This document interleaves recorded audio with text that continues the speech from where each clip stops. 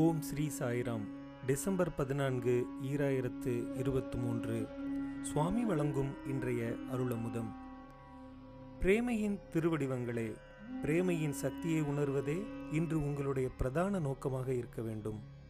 அனைவரின் இதயத்திலும் இறைவன் பிரேமையின் அவதாரமாக குடிகொண்டிருக்கிறான். இந்த சத்தியத்தை உணர்ந்து உங்களை சுற்றி உள்ளவர்களுடன் உங்கள் பிரேமையை பகிர்ந்து கொள்வதே வாழ்க்கையின் குறிக்கோளாகும். ஒவ்வொரு மனிதனும் மெய்யுணர்வை வாழ்வின் முக்கிய குறிக்கோளாக கருத வேண்டும். அந்தர்யாமியாக அனைவரிலும் உறையும் இறைவனை இடையராது தியானித்து எல்லா செயல்களையும் பிறருடைய சேவைக்காக அர்ப்பணிக்க வேண்டும். இதுவே ஒருவரின் வாழ்க்கை உய்வதற்கான வழியாகும். துறவு என்பது மிகவும் தவறாக புரிந்து கொள்ளப்பட்ட ஓர் சொல்லாகும்.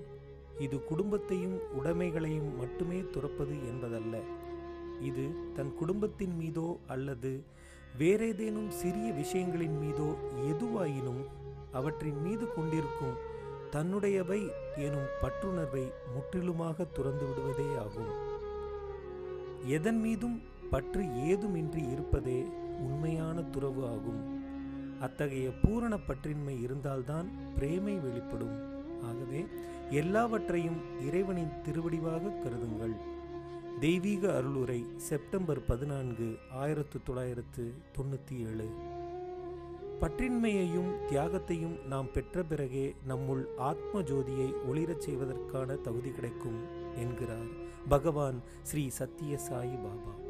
ஓம் ஸ்ரீ சாய்ராம். ஓம் ஸ்ரீ சாய்ராம். ஓம் ஸ்ரீ சாய்ராம்.